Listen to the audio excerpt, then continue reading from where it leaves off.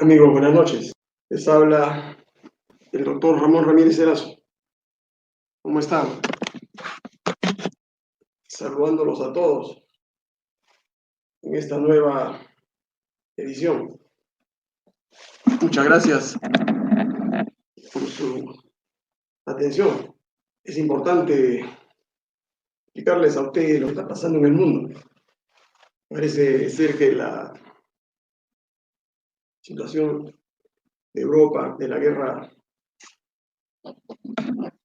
de Ucrania, nos está, digamos, llevando a un desenlace que va a tener efectos sobre la economía del Perú. Y eso es de lo que se trata en esta oportunidad, explicarles a ustedes los efectos que pueden tener el Perú, que puede ocurrir en el Perú como consecuencia de esta guerra. Más allá de los escándalos que hay en el Perú, ¿no? Que son escándalos triviales, que no tienen el peso suficiente como para poder desatar consecuencias sobre la gobernabilidad del país. Si ustedes han visto la cantidad de gente que fue a esta marcha el día viernes en la Ciudad de la República, se van a dar cuenta, ¿no es cierto?, que a pesar de la cantidad de publicidad que se hizo, no ha tenido pues la trascendencia ni los efectos que muchos habrían podido notar, ¿no? Porque lo que se buscaba era la vacancia, la destitución, apurar esta destitución del profesor Castillo. Y una de las razones por las cuales ustedes se preguntarán, ¿no? ¿Por qué ha arreciado, digamos, esta campaña contra Castillo, la vicepresidenta? ¿No? Y hay que tener claridad en este asunto. O sea, voy a entrar por lo nacional primero en todo caso, a ver la situación política del país, para luego entrar a la parte macroeconómica de la guerra, los efectos económicos de la guerra. Me parece que ese orden es el más adecuado. Entonces, les estoy explicando a ustedes, ¿no es cierto?, que voy a tratar en esta sesión de tocar tres aspectos fundamentales, ¿no es cierto? La situación de la crisis política del país, ¿no? A consecuencia de estos videos que han salido últimamente, estos audios, el asunto de la vicepresidenta, la acusación que hay contra el presidente Castillo y todo lo que se ha desarrollado en esta semana, ¿no? Con el cisma de Perú Libre, que se ha quedado con 16 congresistas de 37 que tenía inicialmente.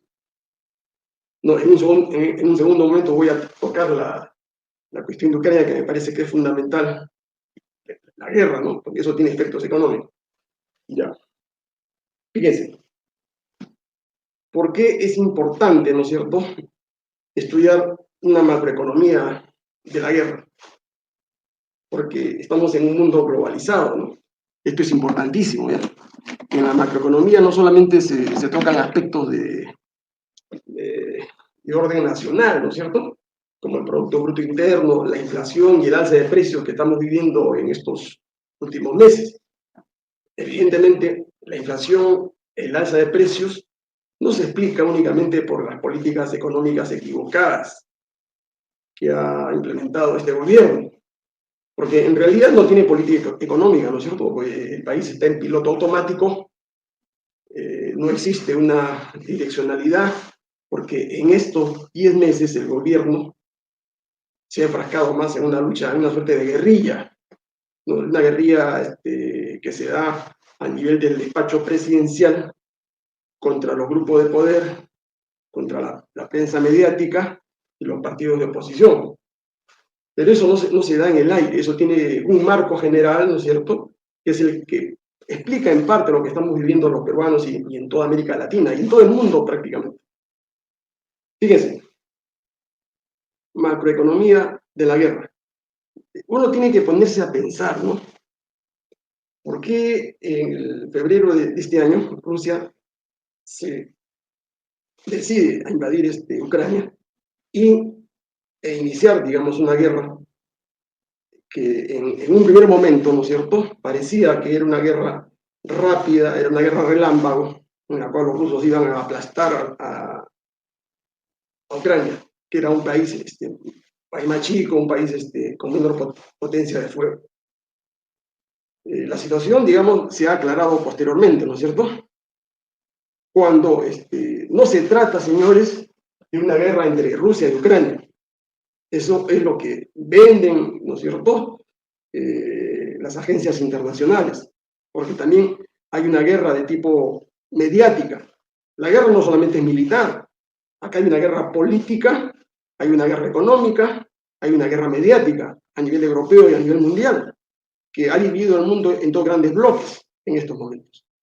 Lo que ha sucedido, digamos, ustedes lo van a poder ver con claridad acá, hasta antes del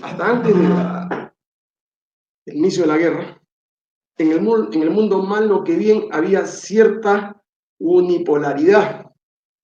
O sea, había un centro de poder mundial a través del cual se procesaba todo el comercio internacional, las relaciones políticas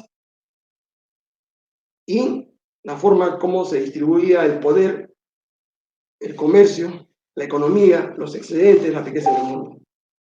Ese mundo unipolar fue establecido, ¿no es cierto?, inicialmente en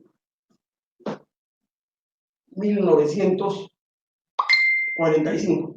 Es el nuevo orden mundial. Esa es la historia reciente de este siglo, para que ustedes se puedan ubicar, porque si no, no van a entenderse. ¿Qué pasó? ¿Qué pasó en ese año? En ese año ustedes saben que Estados Unidos ganó la Segunda Guerra, ¿no es cierto? Y como potencia vencedora, porque el Reino Unido, Inglaterra y Francia solamente fueron una comparsa. Ahí el que sostuvo el mayor peso de la guerra fue Rusia, o en esa época llamada la Unión Soviética, y el que cosechó, digamos, el poderío económico que tiene hasta ahora fue Estados Unidos. Entonces, Estados Unidos se declaró potencia ganadora, implantó en el mundo un sistema de comercio mundial que se basaba fundamentalmente, ¿no es cierto? Fundamentalmente se basaba en la aceptación por todo el mundo, por los más de 192 países, del dólar como moneda de comercio internacional aceptada en todas las transacciones mundiales. ¿Ya? Y luego se rediseñó el sistema de pagos a nivel internacional, se crearon los organismos, ¿no es cierto?, encargados de tutelar este sistema, que eran fundamentalmente la Gran Banca Internacional, el Fondo Monetario Internacional, el Banco Mundial.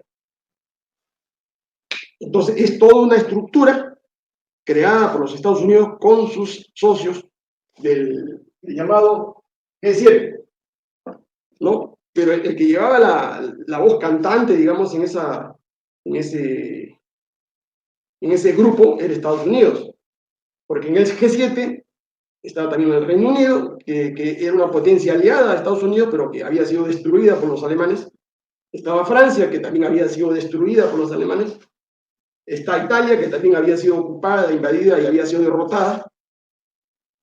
Estaba Canadá, que es una potencia, digamos, que pertenece al mundo anglosajón, ¿no? Y está Japón, que también es una potencia que fue derrotada en la guerra. O sea, de todo el grupo del G7, y Alemania, ¿no es cierto? Alemania, que fue la potencia derrotada, digamos, en esa guerra. Ustedes pueden ver que de esas 7 potencias, fundamentalmente europeas y Estados Unidos acá en América del Norte, el que tenía el poderío, el que tenía la potencia económica, el que había en parte financiado la guerra, porque gran parte de la guerra la financiamos nosotros, América Latina, con nuestras materias primas, ¿no? La financió Asia, la financió África, pero el gran ganador de toda esta guerra fue Estados Unidos. Implantó este sistema, ¿no es cierto?, de economía internacional, el nuevo orden mundial, que sustituyó al orden anterior, que venía del siglo XIX, con Inglaterra a la cabeza. O sea, ese orden del siglo XIX que colapsó en 1929, ese orden fue sustituido por el nuevo orden económico internacional establecido por los acuerdos, por el Tratado de Bretton Woods. Y se puso acá también, ¿no?, a la OMS como el organismo regulador, ¿cierto?, del comercio mundial, para los efectos, ¿no es cierto?, de unificar los criterios por los cuales se iban a realizar las operaciones de comercio internacional en todo el mundo. Entonces, esto fue, ¿no es cierto?, una estructura, ¿no es cierto?, de poder económico mundial digitada por Estados Unidos con aprobación de las potencias vencidas, porque nadie podía oponerse, digamos, a esta situación, ¿no?, de dominio hegemónico norteamericano. Entonces, este es el nuevo orden que se ha roto, ¿no?, con la guerra de Rusia y Ucrania. Porque hasta este momento había lo que se llama la unipolaridad. Unipolaridad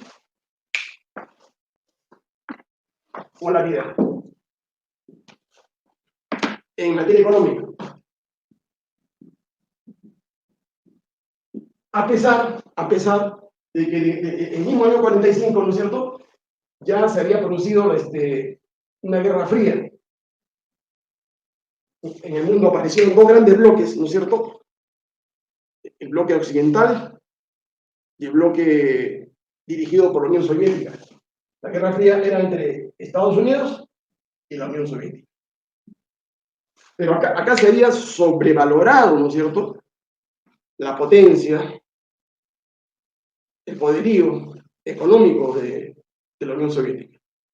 Fue más un asunto de propaganda, fue más un asunto de despliegue, ¿no es cierto?, ideológico, para poder convencer a una serie de países en África y en América de que el modelo de socialismo real que la Unión Soviética pregonaba, digamos, o impulsaba, podía ser el que reemplace, digamos, al modelo de capitalismo neoliberal que Estados Unidos sostenía.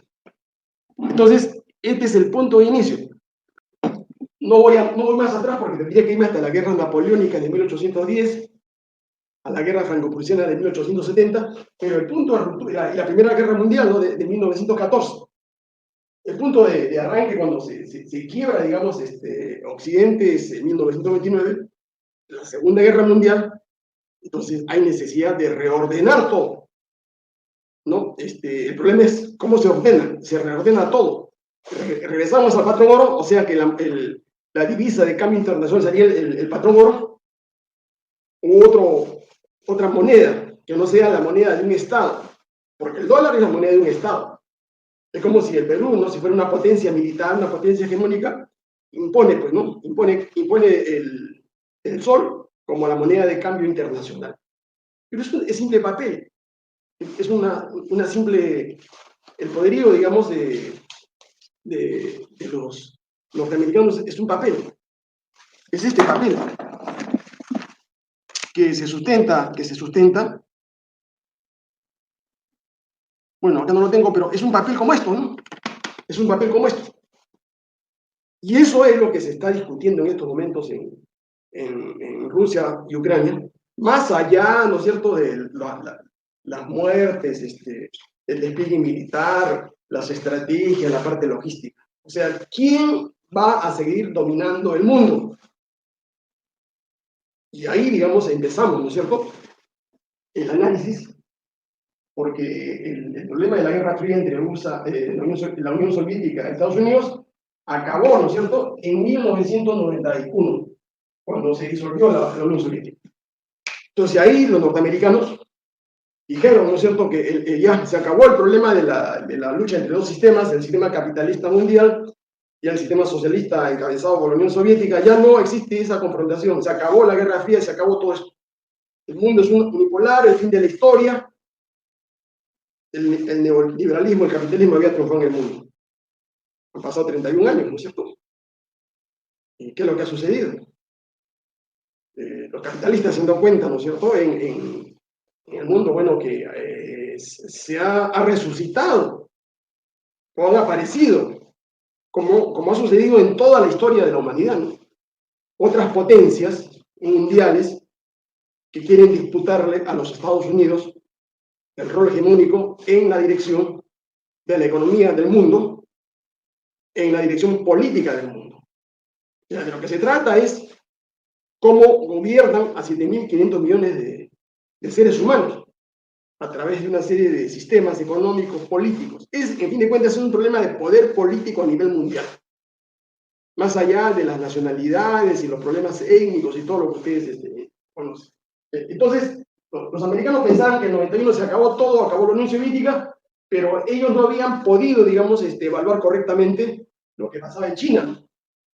Entonces, el problema que se les presenta, digamos, a los americanos es el surgimiento de China. El surgimiento de China como una superpotencia, ¿no? Una superpotencia que va a disputarle en el plano económico, ¿no?, la supremacía del poder mundial. Entonces, China, desde 1980, con el cambio de las políticas económicas en ese país, bajo la dirección de Deng Xiaoping, empieza a desarrollar una economía híbrida, ¿no? Mitad socialista, mitad colectivista, y en clave es una economía capitalista, ¿no?, con fuerte inversión extranjera, europea, alemana, inglesa, francesa, americana, canadiense, australiana. Entonces los chinos empiezan a desarrollar, digamos, su economía, primero con la inversión extranjera, luego acumulan, o sea, siguen todo el proceso económico que en la economía mundial es conocido, ¿no? Lo que hizo Inglaterra, lo que hizo Estados Unidos en la primera revolución industrial de 1750 hacia adelante, lo que hizo Alemania, lo que hizo Francia, lo que hizo Italia en 1800 hacia adelante, lo que hizo Corea luego de la guerra de Corea de 1950, lo que hizo Japón luego del fin de la Segunda Guerra Mundial, y lo que han hecho los mal llamados tigres del Asia, ¿no? Singapur, Taiwán, Indonesia, que también, ¿no?, han empezado a desarrollar una economía de mercado, pero bajo el apoyo, el impulso, ¿no es cierto?, de Estados Unidos y todas las potencias occidentales, para convertirse en una suerte de valla, de muro, de una posible expansión de los chinos en Asia. Entonces, los americanos no han podido detener el crecimiento económico de China. Esa es la primera variable, digamos, que habría que analizar, ¿no? Los chinos han jugado estratégicamente para poder expandir su economía. Miren, la economía china, el PBI chino, para que ustedes tengan más o menos una idea, el PBI chino ha crecido, ¿no es cierto?, desde más o menos 500.000 millones de dólares, estoy hablando de 1990 más o menos, hoy, 2021, tienen un PBI de 22 trillones de dólares. O sea, han multiplicado por 200 veces el valor de su producción nacional. El PBI de Estados Unidos, en 2021, para que ustedes tengan la comparación, más o menos es de 23 millones. Están casi iguales, trillones. El PBI del Perú es 0.2 trillones. Para que vean, y eso que China, digamos, era una economía que tenía menor potencia que el Perú, más o menos estamos hablando en el siglo XIX. Ustedes por eso pueden entender, ¿no es cierto?, que haya existido acá en el Perú una colonia china bastante amplia, porque ellos fueron importados como esclavos, como peones, para poder trabajar la agricultura, perdón. Luego de que Castilla le diera libertad a los negros en 1848, 50, 56, entonces necesitaban peones, ¿no? Y trajeron chinos, trajeron japoneses. De ahí, esto es una situación brutal, ¿no? Entonces, China es una potencia que en el 2025 más o menos ya debe estar superando a los norteamericanos, ¿no es cierto?, en lo que es poderío económico, Producto Bruto Interno. Y los chinos siguen expandiéndose porque lo que tienen los chinos, la fortaleza de los chinos, es un mercado interno, ¿no? Un mercado interno de 1.500 millones más o menos de habitantes. 1.500 millones de habitantes, que le asegura a los chinos, así los Estados Unidos le corten, hoy que le corten todas las inversiones, que pongan trabas. Los chinos tienen lo que se llama autarquía, tienen posibilidad de poder manejar su economía de manera independiente. No, al contrario, los norteamericanos necesitan a los chinos, ¿no? Necesitan a los chinos, ¿por qué? Esto lo vamos a ver acá en un gráfico, para que vean cómo está relacionada la macroeconomía con la geopolítica. Ustedes pueden ver acá. Estados Unidos, China, y vamos a entrar a Rusia. Los chinos lo que se han preocupado, digamos, en estos últimos 30 años es recepcionar la mayor cantidad de inversión extranjera, de importar tecnología, de copiar tecnología, de industrializar a su país. ¿Y lo han logrado hacer? Efectivamente. Los chinos producen casi todo lo que produce la economía americana, la economía europea. Han comprado patentes, han copiado patentes, han plagiado, pero los chinos en eso son muy prácticos, ¿no? No se hacen problemas. Si tienen que comprar a científicos, lo compran. Si quieren comprar fórmulas, lo compran. Roban, digamos, inventos, fórmulas, piratean. Entonces, a los chinos en eso, digamos, están siguiendo lo que hicieron los americanos para ser potencia mundial, lo que hicieron los ingleses, lo que hicieron otros países. En eso, los medios que se han utilizado o que se utilizan son similares. Entonces, ¿qué ha pasado? El problema fue el siguiente.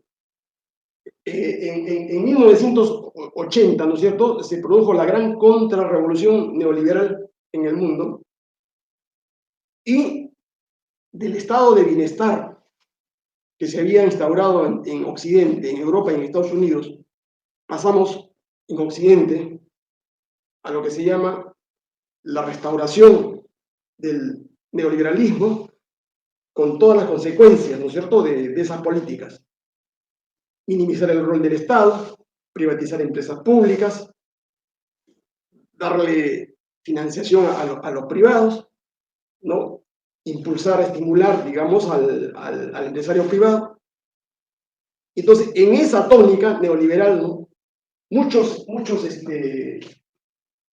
fábricas, muchas corporaciones se trasladaron a China, en un fenómeno que se llama la deslocalización, desterritorialización de las empresas. Lo hicieron los americanos, lo hicieron los canadienses, lo hicieron los alemanes, lo hicieron los ingleses, lo hicieron los franceses, lo hicieron los españoles, o sea, todos fueron a China a colocar sus empresas, a invertir. Ahora, ustedes dirán, ¿por qué no hacen lo mismo con Brasil, con Perú, con Chile? Porque China les daba estímulos de tipo tributario, le daba espalda tributaria y sobre todo, ¿no?, los costos laborales eran menores. Solamente por decirles una cifra, ¿no? En Estados Unidos, la hora, más o menos $15. En Estados Unidos. En China, la hora, en esa época, cuando empezaron, era 0.80 centavos de dólar, o sea, menos de dólar. O sea, los empresarios norteamericanos tenían un plus más o menos de $14.2 por llevar sus empresas a China, llevar sus patentes a China, porque las mismas máquinas, ¿no? Las PC, las IBM, las HP, los carros, los autos, todo se producía en China, hasta las autopartes. Entonces, la pregunta, ¿por qué? ¿Cuál es la razón? ¿Por qué todas las grandes corporaciones se fueron a China? Si era un país, como ellos dicen, es un país comunista, es un país colectivista, donde se desprecia la libertad, la democracia y todo el rollo que ustedes conocen. ¿Por qué se llevaron las empresas? ¿Cuál fue la razón? La explicación es muy simple, ¿no es cierto? Se llama lucro. El capitalista, ¿no es cierto?, no tiene patria, ¿ya? No sabe lo que es conciencia nacional. A él lo que le interesa es que le paguen una alta tasa de rentabilidad por el capital que invierte, que le paguen grandes utilidades, que le paguen intereses. Entonces China, sabiendo, ¿no es cierto?, el espíritu capitalista, les dio, digamos, el queso, y como ratas fueron a comer, y los chinos lograron hacerse, ¿no es cierto?, de tecnología, de empresas, de procesos de producción, forma de comerciar, se llama inteligencia empresarial. Una vez que los chinos aprendieron, entonces los chinos comenzaron la guerra económica, ¿no? O sea, los chinos, ahora, ¿qué cosa hicieron? Los chinos entraron a capturar el mundo, ¿no? Primero fueron a Estados Unidos, invadieron Estados Unidos, invadieron América, invadieron todos los países de América Latina, primero vendiendo su producción mal manufacturada, copiada, con defectos, pero que ellos tenían que mejorar, ¿no? Porque esa es la idea, ¿no? Cuando uno empieza un proceso de industrialización. Invadieron el África, ellos de los chinos invadieron el África, invadieron en Asia, y ahora están reinstalando la ruta de la seda para invadir toda la parte de Asia Central, llegar por Turquía y entrar en Europa. Es una guerra económica, una guerra comercial declarada. Cuando Trump, el año 2019, se da cuenta, ¿no es cierto?, del peligro, ¿no?, que significa esa guerra económica, porque eso lo ven en el Producto Bruto Interno, se estaba acercando China. Y segundo, que los chinos son acreedores del gobierno norteamericano, porque todos esos excedentes, todas esas utilidades de la venta de sus productos, los chinos lo han colocado en el sistema financiero norteamericano, ¿no?, comprando bonos del tesoro. Y más o menos el gobierno norteamericano le tiene una deuda, más o menos, que llega a los 4 trillones de dólares. 4 trillones de dólares, para que usted tenga una idea, es el presupuesto general de los Estados Unidos. 4 trillones de dólares. Y un poco más todavía, por los intereses y todo lo que está pasando en estos momentos. Porque cuando suben los intereses, por ejemplo, antes pagaban 1.5, 1.8 intereses de esos bonos, ahora más o menos están en 2.5, con tendencia a subir más arriba. ¿Por qué? Porque el Banco de Reserva Federal, o sea, la Fed, levanta los intereses para poder controlar la inflación. Porque no hay otra forma en estos momentos. Como los norteamericanos, el gobierno de Trump, el gobierno de Biden, a raíz de la pandemia, ha emitido billete, ha impreso billete sin sustento, digamos, en la producción material. Evidentemente eso ha generado una inflación, pues, que no se puede controlar en estos momentos. Y la situación en Estados Unidos se ha empeorado con una inflación de 8 puntos más o menos, y en Europa con los costos de la guerra. Porque esta guerra, ¿no es cierto?, que vamos a ver ahora, la guerra, el principal componente de la guerra son los costos. Y eso ha sido siempre, en toda la historia de la humanidad, ¿no? Los costos de la guerra. Los costos de la guerra ha causado el declive de Inglaterra, el Reino Unido, ¿no? Causó el declive de Francia en la época de Napoleón, porque es imposible sostener una guerra de 15, 20 años. Y Inglaterra no podía sostener guerra con sus colonias, y por eso tuvo que dejar a la India y dejar una serie de colonias en todo el mundo. Porque la guerra cuesta. Y toda guerra, todo conflicto militar, tiene como columna vertebral la logística, el financiamiento y la estrategia. ¿No? Y esos tres factores son los que vamos a ver ahora en el problema de Ucrania con Rusia, y de cómo nos va a afectar a nosotros.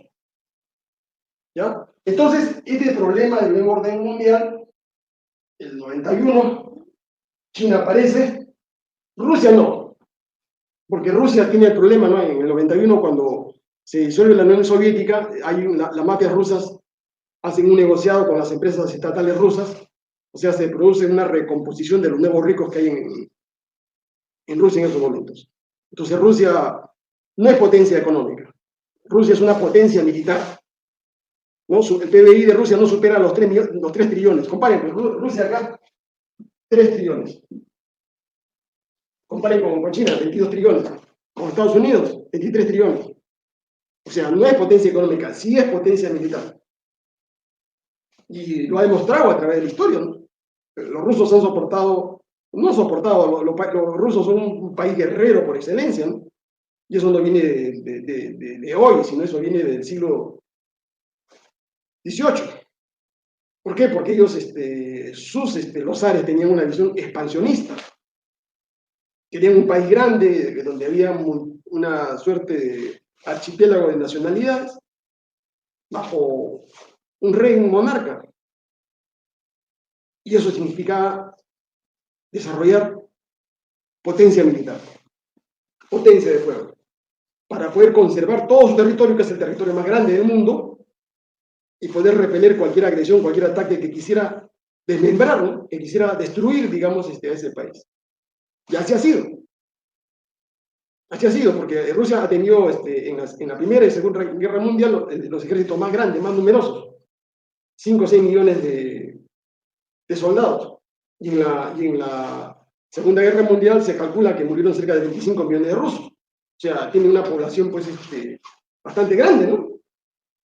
Entonces,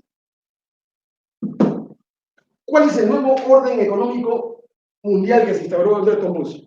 Está acá. Es este orden. Ustedes lo pueden ver. Fíjense. Hoy, 2022, son 2 grandes bloques, ¿no? Pero antes de la guerra, esto era un solo bloque. O sea, esto estaba integrado. Antes de la guerra, eso era un solo bloque. Pero ahora se ha partido. Se ha partido en 2 grandes bloques. ¿Cómo era el modelo, no es cierto? ¿Cómo era el modelo que los gringos, los norteamericanos se habían diseñado? Por un lado, el G7, lo que se llama pues la superpotencia, ¿no es cierto? Occidentales. El G7. Estados Unidos, Reino Unido, Alemania, Italia, Francia, Japón, Canadá. ¿Qué potencia es la que tiene el poder de mando? ¿Quién dirige la batuta? Estados Unidos. ¿Ya? Por este acuerdo de Bretton Woods. Prueba, su moneda en dólares es la moneda de comercio mundial. Lo secunda, ¿no es cierto?, la Unión Europea. Es una creación de más o menos de 1990 hacia adelante, ¿no?, que se ha consolidado en estos últimos 5 años. Más o menos son cerca de 27 países que forman parte. Pero ahí, en la Unión Europea, los que tocan la batuta son fundamentalmente Alemania, y Francia. Ahora que se ha retirado por el Brexit Inglaterra. O sea, el resto es comparsa en la Unión Europea. Estas son las potencias dominantes con mucho mayor poderío económico, ¿no? Lo que determina, ¿no es cierto?, la posibilidad o no de dirigir a un grupo, un bloque económico es fundamentalmente el poderío económico. Y están otros socios, ¿no? Que son Japón, Australia, Canadá y Corea del Sur. Y los países árabes ahí que son países de segundo o tercer nivel, digamos, pero que son los que forman parte de ese circuito, porque los árabes son los que le proveen parte del petróleo a este grupo de Occidente, que es el que domina, maneja la economía mundial hasta ahora. En el otro lado, en este bloque, están los llamados países subdesarrollados, emergentes, en vías de desarrollo, como ustedes quieran llamar, países dependientes, neocolonias, semicolonias, fundamentalmente América Latina, casi toda América Latina, ¿no? Asia, ¿ya? Los países de África, casi todos los países de África, ¿no? Y en este bloque, ¿no es cierto?, apareció, digamos, un grupo de países llamados el BRIC. Brasil, Rusia, India, China y Sudáfrica. El que desentona ahí es Sudáfrica, porque Sudáfrica forma parte del grupo anglosajón. El grupo anglosajón es el Reino Unido, Australia, Canadá, Sudáfrica. Pero como en Sudáfrica tienen mayoría los negros, ahora, digamos, ellos se han independizado, han tomado, digamos, mayor distancia de la reina de Inglaterra. Entonces, acá aparece el BRIC como una nueva organización económica y política con la finalidad de agrupar a los países en desarrollo y tratar de equilibrar, ¿no es cierto?, el comercio internacional que se produce a favor de las superpotencias. ¿Cómo operaba antes de la guerra de Rusia, digamos, este sistema? Fácil. Estos países, el G7, las superpotencias, nos exportan sus manufacturas. Carros, computadoras, todos los productos terminados, en sus fábricas o en territorios como lo de China, donde lo armaron. Nos exportan sus maquinarias, nos exportan su tecnología y también parte de alimentos. ¿Ya? ¿Qué cosas nos importan? ¿Qué cosas nos compran a nosotros? Fundamentalmente materias primas. Por eso que a nosotros, ¿no es cierto?, nosotros somos exportadores de materias primas y somos importadores de manufactura. O sea, somos mercado para ellos. Porque si nosotros no le compráramos el mercado, los carros, las computadoras, los teléfonos, los artefactos, todo lo que hay, todo lo que tienen ustedes en su casa, todo lo que tienen en su casa, vean bien, son de procedencia occidental. Vía China, vía Indonesia, vía Taiwán, vía Singapur. Porque ahí se ensamblan. Pero las corporaciones, las grandes corporaciones son las propietarias de las patentes. ¿Qué cosa le vendemos nosotros? Somos exportadores de piedras, de minerales, de hierro, de oro, de zinc, de petróleo. Porque ellos nos han condenado a nosotros a ser parias en el mundo. O sea, a no compartir la riqueza, a no compartir la tecnología. Por eso que ustedes ven, ¿no?, en Forbes, ¿quiénes son los 1000 millonarios en el mundo? Todos son de este bloque. ¿Por qué? Porque ellos pueden acumular, ellos pueden enriquecerse a costa de ¿qué? De lo que se llama, ¿no?, el intercambio inequitativo, asimétrico de los productos que nosotros le vendemos, sin valor agregado. Por eso que es imposible que los países de América Latina puedan industrializarse. Que el Perú pueda industrializarse, porque en América Latina, ¿no?, todos los países, excepto Cuba, estamos regidos bajo un mismo modelo, que es el consenso de Washington, es el modelo de economía de mercado salvaje, economía capitalista neoliberal, que nos condena a ser por la eternidad, ¿no?, exportadores de piedras, ¿no es cierto?, importadores de manufactura. Les pido que compartan, amigos, les pido que compartan, si pueden compartir esta transmisión, que creo que es importante que ustedes puedan difundirla, ¿no? No discutan con los troles, ya les he dicho. Ustedes, con burros y dogmáticos, ignorantes, no dan a ustedes poder cambiarles el chip que tienen en la cabeza. Nosotros tenemos que aprender, señores, de todos estos países.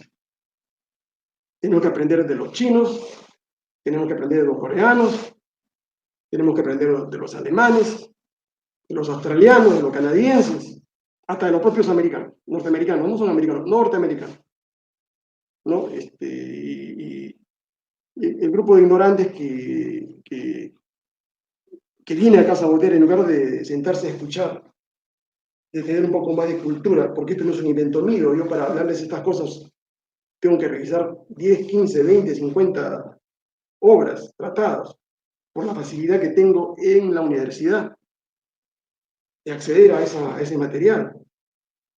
Y lo único que hago es que soy un poco democrático en este caso, ¿no? Estoy sacando conocimiento de la universidad para dárselo a ustedes gratis. Entonces, ¿por qué discuten con unos burros? Es lo que no entiendo. Jamás, nunca. Más bien, centrémonos en preguntas que ustedes quieran hacerme para aclararles a ustedes las cosas. Porque esta gente no va a cambiar y no perdamos el tiempo. Ya, entonces, hasta acá está claro. Este es el modelo, ¿no es cierto? Bretton Woods, 1945, y que ha permanecido. Y faltaba una cosa más. ¿Cómo garantizaba este comercio, ¿no es cierto? Es un comercio asimétrico, es un comercio desigual, es un comercio inequitativo, es un comercio donde nosotros perdemos y ellos ganan. Siempre ha sido así. ¿Cómo garantizaba este comercio, ¿no es cierto? Es un comercio asimétrico, es un comercio desigual, es un comercio inequitativo, es un comercio donde nosotros perdemos y ellos ganan. Siempre ha sido así. Entonces ellos se cuidaron, ¿no es cierto?, de crear mecanismos, un sistema de pagos de la banca internacional, el sistema SWIFT, tener como eje central el dólar como moneda de comercio internacional, divisa internacional de aceptación obligatoria, ¿no?, de crear los órganos que se iban a encargar de tutelar, de garantizar, o sea, una serie de perros guardianes, el Banco Mundial, el Fondo Monetario, y utilizaban los mecanismos, ¿no?, que son los TLC y la Organización Mundial de Comercio. Y además de eso, como si fuera poco, crearon sus propios tribunales, ¿no?, el CIADI. O sea, ya a ellos no les interesa el Poder Judicial, la Corte Suprema, el Tribunal Constitucional de ninguno de estos países del mundo.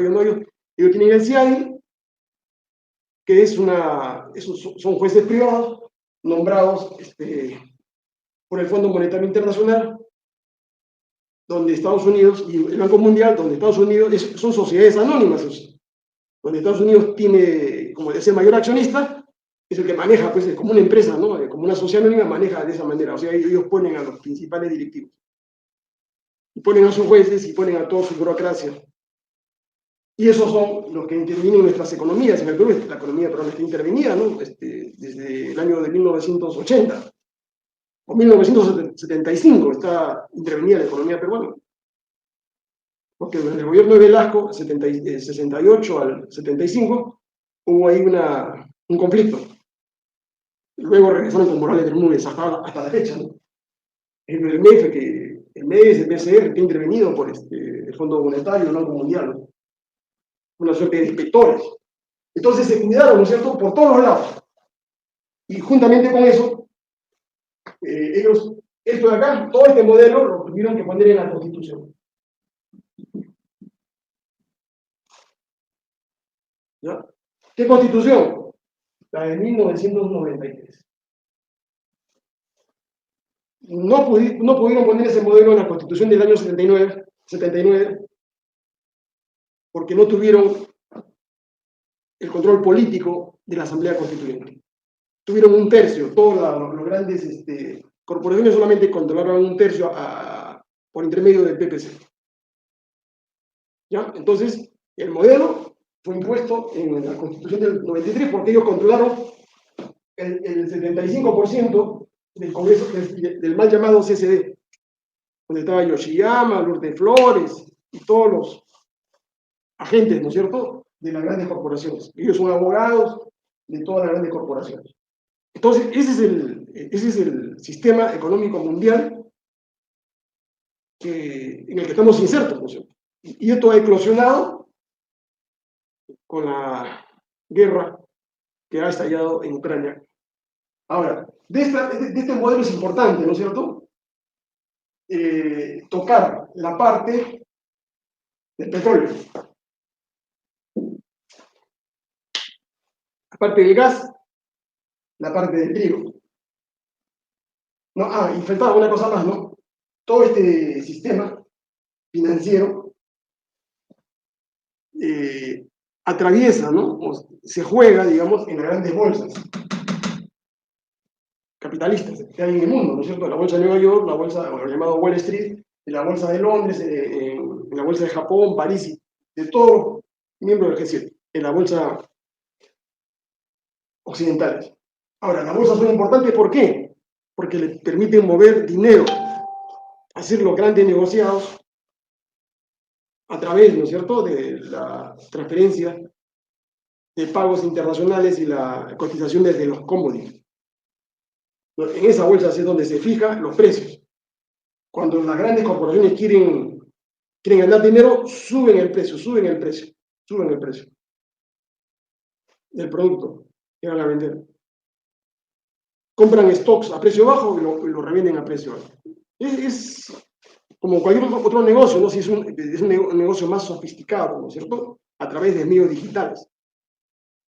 Entonces, así se movía el mundo hasta la guerra con Ucrania. ¿Qué es lo que ha pasado?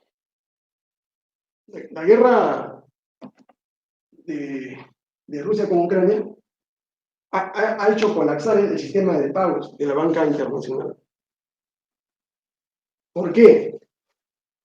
Porque el dólar, ¿no es cierto?, basaba su hegemonía, basaba su universalidad sobre la base de que era una moneda de aceptación mundial y de que podía disponerse libremente de ese dinero al que tenía, digamos, esos fondos. Los rusos tenían cerca de 300.000 millones de dólares en reservas en dólares. Y como consecuencia de la guerra, Estados Unidos, así como hizo con Venezuela, le ha congelado esos fondos. Entonces, la pregunta que se hacen los 190 y tantos países que hay en el mundo, ¿no?, ¿qué garantía tengo yo de que si pongo mis reservas, pongo 50.000 millones de dólares, pongo 100.000 millones de dólares, pongo 200.000 millones de dólares en los bancos internacionales, qué garantía tengo yo de que ese dinero regrese a mi país? Si los Estados Unidos, con una sola orden verbal, pueden decirle a los banqueros, confísquese, congélese esos fondos, y no se le pague al Estado de origen, al Estado propietario. Entonces se ha roto, digamos, esa posibilidad. Segundo, cuando Estados Unidos, Biden, impone el embargo, ¿no es cierto?, y impone medidas a todas las empresas que quieran comerciar con los rusos para bloquear su mecanismo de pagos, lo que le está diciendo al mundo es que si tu país, tu Estado, no me pides a mí la autorización para validar tus operaciones, tus importaciones, tus exportaciones, sencillamente no lo puedes hacer. O sea, no hay libre mercado. Se acabó el libre mercado. No hay comercio libre en el mundo, porque el que va a decidir, ¿no?, como gran cancerbero, digamos, si tú puedes o no comerciar y con qué país vas a comerciar es Estados Unidos. Porque el resto de la comparsa, Alemania, Francia, eso es comparsa. Pero ellos pensaban en el primer mes obligar a los rusos, bloqueándole todos sus circuitos económicos de financiación. Pero los rusos han tenido la capacidad, con la ayuda de China, porque si los chinos no hubiesen ayudado, evidentemente Rusia quizá hubiese tenido más problemas. Los chinos han apoyado indirectamente la posición de Rusia a nivel mundial en esta guerra. Entonces los rusos comercian libremente con los chinos y con muchos países de Asia. Ahí Estados Unidos no ha logrado ordenar el bloqueo. El problema es el siguiente, y ese problema que va a pasar en los próximos días, ¿no? Creo que hasta aquí está clara la idea que les estoy transmitiendo. Me dice acá Richard Andrade, 600.000 millones de dólares, ha subido pero eso no está certificado. Lo que es exacto es declaración del ministro, el canciller ruso, es 300.000 millones de dólares. Fíjense, el problema es el siguiente, acá en Rusia. Ya, ustedes saben, la guerra ha pasado rápidamente. Vamos a ver los tres aspectos: el aspecto militar, el aspecto económico, el aspecto político, ¿no? En el aspecto político, ¿no? La apariencia, ¿no? La apariencia es de que se trata de una guerra, ¿no? De una guerra que Estados Unidos y la Unión Europea desata, o contesta a la invasión rusa para poder salvar la libertad, la democracia en Ucrania. Pero esa no es la verdad. El problema en Ucrania se presenta más o menos con esta cronología, ¿ya? Cronología. 1991, desaparece la Unión Soviética. Ucrania formaba parte de la Unión Soviética, era una república más de las 15 repúblicas que había, junto con Bielorrusia y otra república más.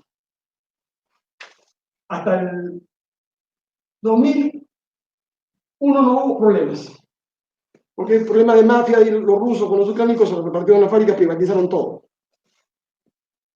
El problema es del 2001 hasta el 2014. Acá hay gobiernos prorrusos.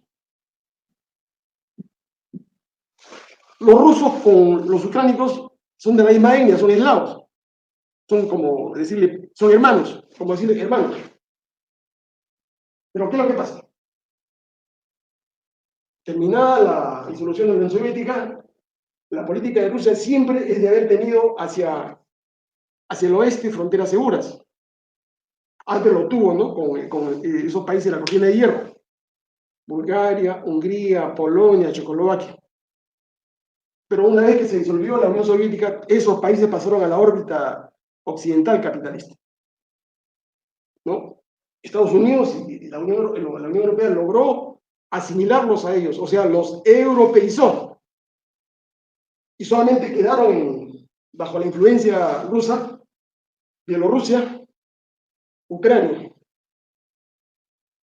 Entonces, ¿por qué Bielorrusia y Ucrania?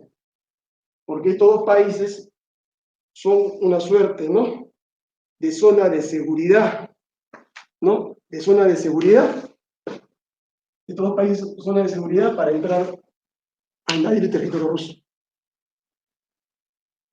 Entonces, jamás, dentro de la política de Estado de los rusos, jamás podrían permitir que Bielorrusia y Ucrania pudieran caer, digamos, en manos de Occidente, o fueran países europeos, miembros de la Unión Europea. Porque el hecho de ser miembro de la Unión Europea, lo que es bloque con la Unión Soviética, perdón, con la Unión Estados Americanos, o Estados Unidos, te da a ti ingreso a la OTAN, Organización del Tratado del Atlántico Norte, que es un tratado de tipo militar, aparentemente defensivo. O sea, se creó esto en 1946 para hacer frente al bloque comunista. Entonces, tener acá a Ucrania y a Bielorrusia con gobiernos pro-europeos o ser parte de la Unión Europea significaba, evidentemente, dejar vulnerable a los rusos. Los rusos consideran una vulnerabilidad, hacer vulnerable su país frente a cualquier ataque de las potencias europeas. Y así fue, ¿no? Hubo todo un plan de los Estados Unidos, de las potencias europeas, para dar un golpe de Estado, ¿no? El Euromaidan, en 2014, donde se trajeron abajo al gobierno prorruso y pusieron a un presidente, Poroshenko, ¿cierto?, que formaba parte, ¿no es cierto?, de estos grupos pro-occidentales. Entonces el problema empieza ahí.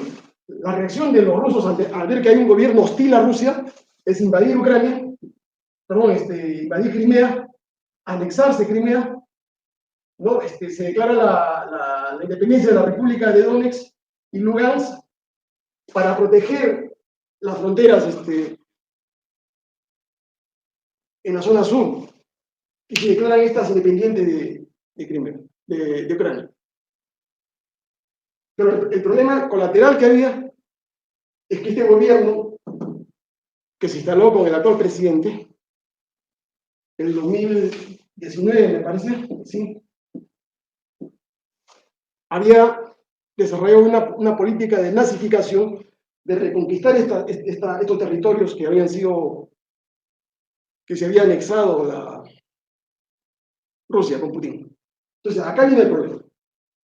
Este problema se fue dilatando y los rusos se enteran de que Occidente está armando a Ucrania para hacer una invasión acá y recuperar Crimea e invadir Lugansk y toda la zona de sudeste.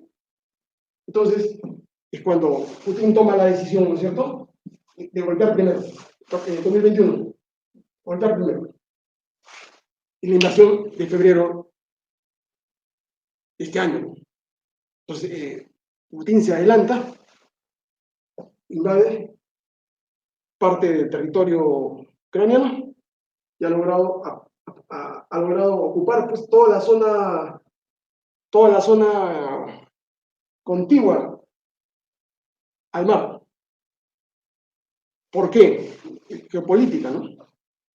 Si la estrategia inicialmente fue una guerra relámpago, la primera fase fue una guerra relámpago, los rusos no evaluaron bien la potencia de fuego que tenía Ucrania con la ayuda de los Estados Unidos, porque en realidad los Estados Unidos son los que han monitoreado toda la guerra a favor de Ucrania. Son los que han combatido detrás de los soldados de Ucrania, digamos, contra los rusos, sino que no dan la cara directamente como hicieron en Vietnam. Porque Biden debió movilizar a todas las tropas norteamericanas y meter, digamos, a sus ejércitos ahí, ¿no? Pero no lo ha hecho por dos razones: una razón política, ¿no?, una razón económica, presupuestal. Porque sabe que esta guerra la va a perder. Logísticamente, económicamente y militarmente la va a perder. Porque cuanto más se demore la guerra, cuanto más días pasen, la posición de Rusia se fortifica. ¿Por qué? Porque él está controlando en estos momentos el 25%, ¿no es cierto?, del territorio de que fue de Ucrania. Entonces los rusos, esa guerra relámpago, digamos, la corrigieron.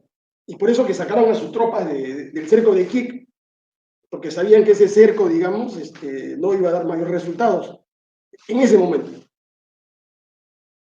¿no? Y era una guerra en tres frentes, ¿no? Es el mismo error que cometió Hitler cuando invadió Rusia el año de 1942. O sea, acá Putin inicialmente da la orden en tres frentes. El frente centro, que es Kiev, el frente de Kharkov y el frente que da para la zona de Mariupol. Eso era desperdiciar fuerzas. Y cuando se dio cuenta de la resistencia, salió de los alrededores de Kiev y concentró todas sus fuerzas en el sur y ha logrado de esa manera controlar. Ahora, lo que se viene es tomar la ciudad, el puerto de Odessa. Entonces, con eso le quitó todos los puertos y le ha quitado el acceso al mar a Ucrania. Entonces, con eso lo va a asfixiar económicamente, porque el gobierno de Ucrania no va a tener por dónde sacar el trigo y todo lo que exporta, digamos, a Occidente. Por eso es que están hablando de una guerra, de una hambruna. porque no va a haber trigo, ¿no? Porque el trigo está ahí, no se puede sacar por la vía marítima, porque los puertos están bloqueados, solamente le falta un puerto, tomar Odessa, y con eso Ucrania se convierte en un país mediterráneo, como Bolivia. Entonces, esa es la estrategia, digamos, que se ha rectificado, porque de esa manera sabe que asfixiando, digamos, económicamente a los gobiernos de Ucrania, Estados Unidos y la Unión Europea no va a poder seguir financiando, digamos, la guerra. Porque más o menos se ha calculado, ¿no es cierto?, que esta guerra le cuesta a la Unión Europea y a los Estados Unidos un promedio de $100 millones, que no solamente incluye el armamento militar, sino también los costos económicos sobre la economía de cada uno de esos países y de Estados Unidos. Por eso es la tasa de inflación. Y ellos no van a poder sostener, digamos, durante mucho tiempo esa guerra. Ya. Entonces, militarmente, con la toma de Odessa, estaría cerrado, ¿no?, esa parte de la estrategia militar rusa y pasaría a la guerra económica, ya ahora sí abiertamente, ¿no? Ustedes saben que Rusia controla el acceso o el suministro de gas y petróleo. Acá hay 200, 300 kilómetros por tubería, entra el petróleo y el gas a Polonia, Alemania, Francia, Italia, hasta allá. Y el gas no le sale tan caro, ¿no? Estados Unidos ha presionado para hacer un embargo. ¿Qué significa eso? No comprarle petróleo ni gas a los rusos, pensando que de esa manera van a debilitar las exportaciones rusas. ¿Y cómo ha pretendido, digamos, suplir eso? ¿No? Está tratando, ¿no es cierto?, desde Estados Unidos de llevar suministros hacia Europa. Por eso que ha pretendido, digamos, que Venezuela y Maduro llegaran a un acuerdo para que Venezuela también suministre petróleo y gas, para que México también suministre petróleo y gas, pero ni AMLO ni Maduro han concretado nada. Y solamente les ha quedado acá a Arabia, ¿no?, una posibilidad de que aumenten, ¿no?, la producción de petróleo. Pero eso es insuficiente. ¿Y qué cosa es lo que va a pasar? Lo que va a pasar en las próximas semanas, ya Hungría desertó, Hungría sigue comprando petróleo y gas a Rusia, ¿no? Los otros países van a tener que redefinir su trato con los rusos, ¿no? Y cada uno va a ver con su pañuelo. Acá, señores, cada país va a buscar sus intereses. Se va a romper, digamos, ese acuerdo de la Unión Europea. ¿Por qué? Porque los pueblos de esos países van a ver que la inflación va a subir, los precios del petróleo, del gas, de la gasolina van a subir, los alimentos van a subir, y va a haber un problema interno, un malestar interno. Entonces, Putin está apuntando a eso. O sea, lo que se llama asfixia económica. ¿Puede sostenerse? ¿Rusia puede aguantar? Claro que sí, porque tiene la ayuda de los chinos. El petróleo y el gas que no compre Europa, se lo venderá a los chinos, a un precio rebajado. Esa es la condición. Y venderá a otros países de la África, a otros países de ese petróleo. O sea, todavía tiene mercado donde vender. Lo que no pasa con los europeos. O sea, en la guerra económica, evidentemente, Estados Unidos, el pronóstico económico, ¿no?, y el pronóstico militar, que va a tener que buscar más rápido, digamos, un acuerdo, un armisticio, una tregua con los rusos. Porque el gobierno de Ucrania es un gobierno títere. El día que Estados Unidos le corte la financiación, la ayuda, el suministro de equipos militares, ese gobierno se cae. Y los rusos van a entrar con total facilidad, digamos, a Kiev, ¿no? Pero mientras le estén suministrando armas, le estén suministrando dinero, logística, apoyo de satélite, o sea, es una guerra tecnológica, es una guerra digital. No es una guerra como cuando se invadió, digamos, Irán, ¿no?, o Irak, en la época de Hussein. Es una guerra distinta. Es una guerra de precisión con satélites. Entonces, ¿va a poder soportar? No, no, salvo que los chinos lleguen a un acuerdo con los norteamericanos. Pero creo muy difícil que esto suceda, porque los chinos están en una posición de espera. Ellos no quieren meterse, están observando, solamente están apoyando indirectamente. Por una sencilla razón, porque los chinos de acá 4 o 5 años van a tener que recuperar su provincia, Taiwán. Ellos van a invadir Taiwán, así como ha invadido Rusia, Ucrania, ellos van a invadir Taiwán para recuperar esa provincia, esa isla, ¿no? Que está en estos momentos apoyada por los norteamericanos. Entonces, cuando China invada eso, le va a pedir la ayuda, digamos, a Rusia, ¿no? Que es una estrategia, ¿no es cierto?, recíproca, de ida y vuelta, ¿no? Solamente los chinos están esperando que los norteamericanos se sigan desgastando económicamente y cuando ellos tengan el suficiente poderío económico, van a proceder, digamos, a hacer esa invasión. ¿Ya? Entonces, esta es la situación. ¿Qué va a pasar en el Perú? Si la guerra dura, va a seguir subiendo el trigo, el maíz, el petróleo. Ese es el gran problema del Perú. Porque nosotros no tenemos independencia alimentaria por culpa de todos los gobiernos que han regido nuestro país. No tenemos independencia tecnológica, ¿ya? No tenemos independencia política para tomar decisiones. Porque si tuviéramos independencia alimentaria, así el trigo, el maíz suba, se duplique de precios, no nos afectaría tanto. Pero como importamos estos insumos de Estados Unidos lo dolariza, sube los precios y automáticamente nosotros que somos importadores tenemos que pagar los precios que ellos ponen. Idénticamente en el caso del petróleo. Nosotros antes éramos productores de petróleo. Estados Unidos durante cerca de 60, 70 años explotó los pozos petroleros a través de una transnacional, la IPC.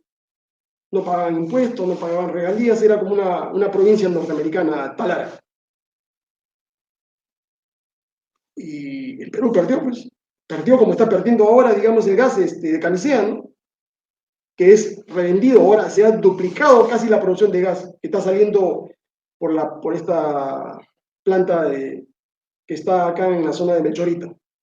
Se está exportando, digamos, a Europa.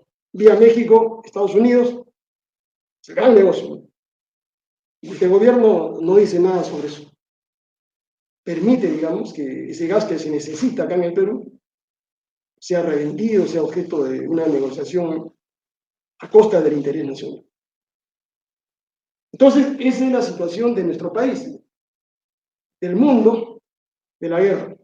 Ahora, ¿cómo repercute, cómo afecta eso en la política nacional para concluir esta intervención, señores? Evidentemente hay una repercusión, pues. Los gobiernos, ¿no es cierto? Los gobiernos en cualquier parte del mundo caen generalmente por la economía. Esa es la historia del mundo. Esa es la historia del mundo que no nos debe llamar a nosotros. ¿Y esto qué significa?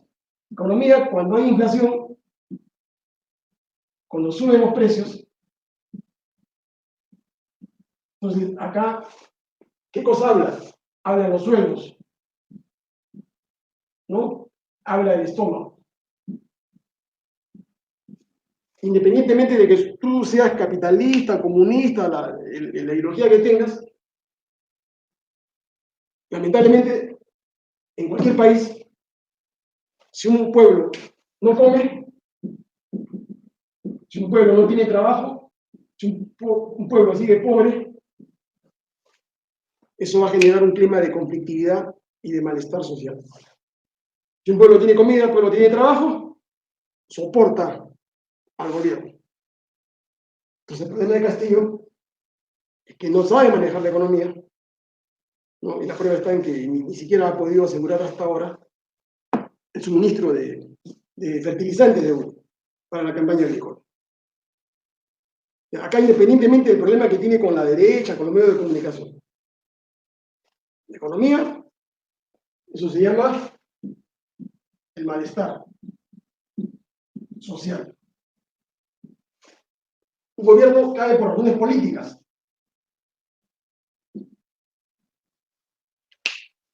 Ya ustedes acá saben que hay una conspiración abierta, ¿no es cierto? De todos los partidos de ultraderecha. ¿No? Han visto los audios de la señora esta de Alba del Congreso. Hay su vocación netamente conspiradora, con todo, y así eso se sabe. Se sabe que están los grupos de poder, la prensa mediática, toda la prensa, comercio, los canales, todo eso se sabe. Se sabe que ellos están en busca del golpe. Como no pueden, y objetivamente eso se ha visto ayer, con tanta publicidad, la marcha no ha llegado ni a 2.000 personas o sea, no tienen fuerza social, no tienen capacidad de movilización. Ni los apristas, ni Fuerza Popular, ni Renovación. Toda la derecha no ha podido juntar 2.000 personas en el paseo de la... Y son los mismos, ¿no es cierto? Políticos, dinosaurios de la política, disfrazados, reciclados, los que aparecen ahí liderando esas marchas. Que le demuestra a ustedes que no hay, pues, nuevo liderazgo de la vieja clase política que quiere retomar el poder con los canales huelgas canaleños. Pero ustedes tendrían que hacerse la pregunta, ¿no? ¿Why? ¿Why? ¿Por qué? ¿Cuál es la razón? La razón, el factor fundamental, señores, no es que Castillo sea serrano o no sepa hablar. La razón es que los grandes grupos de poder están perdiendo dinero. ¿Ya? Porque si Castillo ha robado o está metido en algún tipo de negociación, que es un peseteo, como les he dicho a ustedes, ¿no? Hablan de 100.000 soles que se le da al ministro Silva, que es una tontería, pues, para lo que se han robado los últimos 30 años. Se han robado 420.000 millones de dólares. 420.000 millones de dólares. Parte de eso se lo dieron a estos medios de comunicación. 300, 400 millones de soles al año. Para poder sostener todo ese sistema de economía mercado salvaje, la Constitución del año 93. Primera razón, económica. Porque si no tienen dinero el Estado, porque ahí sí no son neoliberales, porque ahí piden, ¿no es cierto? Ahí piden ¿qué cosa? Que el Estado lo financie. El Estado les subsidie. Ahí sí son estatistas, son colectivistas. El Estado tiene que darle plata al canal de televisión a través de contratos de publicidad. Entonces, por ahí viene mucho del ataque. Y la segunda razón es una razón judicial. La única tabla de salvación que tiene Keiko Fujimori para evitar irse a la cárcel 25 años o 30 años es que hay un golpe que o que destituya a Castillo, se convoquen a elecciones y ella pueda ser elegida presidenta del país. Si es elegida presidenta, ella se salva de la cárcel y le da el país a todas las grandes corporaciones. A ella lo que le interesa ahora es salvarse de la cárcel, porque su juicio se irá a ver en el mes de agosto o septiembre. Y ahí se va a determinar, ¿no es cierto? No 100.000 soles, como es la acusación que hace este sujeto Samir, 100.000 grandes, que es una tontería, ¿no? En el caso de Keiko Fujimori estamos hablando acerca de, sumando todo el dinero que ha recibido, cerca de 10 millones o más, cerca de 20 millones de dólares. Aparte de otras cosas de las que tendría que rendir cuentas, ¿no? Del gobierno de su padre, las privatizaciones, todos los negocios colaterales que han habido. Entonces, tienen que sacar a Castillo sí o sí. Y Castillo, pues, es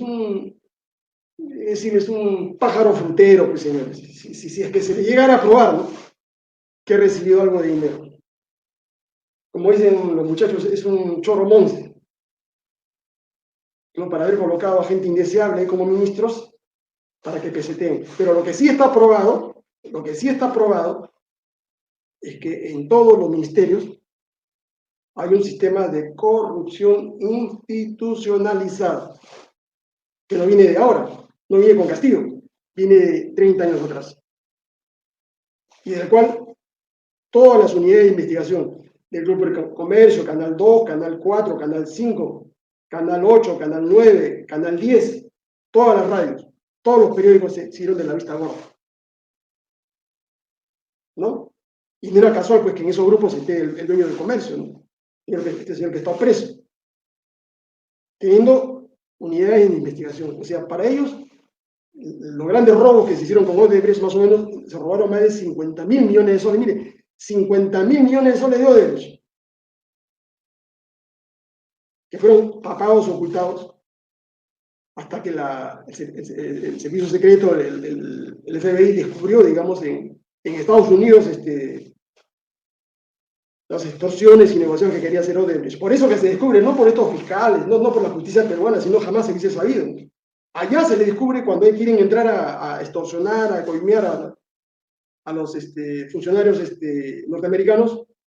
Lógicamente las empresas norteamericanas ven a este grupo brasileño como un grupo, digamos, intruso, ¿no? A sus negocios, porque mafia es mafia, ¿no? Y los delatan y los logran descubrir. Y por eso que cuando les preguntan a los brasileños de Odebrecht, y además en qué otros países ha usted dado coimas, dicen en el Perú, en Colombia, en Brasil, en República Dominicana, en Panamá. En el Perú, en el Perú. Y se comienza a descubrir todo este tipo de negociaciones. ¿Y qué cosas hicieron todos estos periódicos, todos estos canales de televisión? ¿Qué hizo los contralores, los fiscales de la nación, los periodistas? Encubrieron todo. Los jueces, ¿qué hicieron? Encubrieron todo. ¿Se dan cuenta? O sea, lo de Castillo, pájaro frontero. Pero termino acá. La suerte de Castillo. Tiene acá la acusación por traición a la patria. Esta investigación por lo de Samir.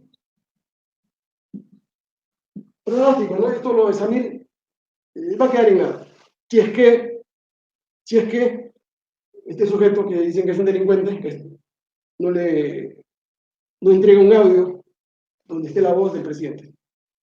Va a quedar en nada. Y tienen finalmente la vacancia. Acá necesitan 87 votos. Acá necesitan 69 votos. Entre 66 y 87 se van a ir por esto, ¿no? Por la acusación. Y en el camino, pues, acusarán también a la vicepresidenta, ¿no? Dina Bolor, que es la primera que va a caer. Ella sí va a caer directamente, ¿no? Pero acá, y esto es lo que le dije a Castillo, ¿no? Está jodido, los abogados que tienen lo engañan, no tiene capacidad, digamos, de juego acá. Ese es un juego jurídico, un juego, digamos, normativo. Solamente la gente que tiene experiencia, ¿no es cierto?, en los litigios, que sabe cómo es el mecanismo judicial, sabe cómo se mueve. Si no hace nada, lo pueden volar por esto. Y antes que eso, no lo va a salvar la Asamblea Constituyente, señores. Son tan brutos la gente de Perú Libre y toda esta gente que pregona eso. No lo va a salvar la nueva Constitución, no lo va a salvar. Eso es para 4 o 5 años. Lo único que lo podría salvar es restaurar la Constitución del año de 1979. Esa es su único salvavidas. Y acuérdense de mí, si no hace eso, más temprano que tarde, Castillo va a tener que salir, si no es por angas, es por manos. Por una acusación, por traición a la patria o por infracción a la Constitución. No tiene capacidad de juego en estos momentos. ¿Habrá golpe militar? No va a haber golpe militar. Ya les he explicado. Habrá golpe de masa, se moverá a la derecha, a la ultraderecha, logrará tumbarlo con el pueblo. No, el pueblo no los quiere. El pueblo no quiere a la derecha y tampoco quiere, digamos, a toda la gente esta que está con la Constitución. Lo que la gente quiere es comer. Lo que la gente quiere es trabajo. Lo que la gente quiere es mandar a la cárcel a todos estos corruptos. De antes y de ahora, que se han robado el país. Y que se siguen robando el país.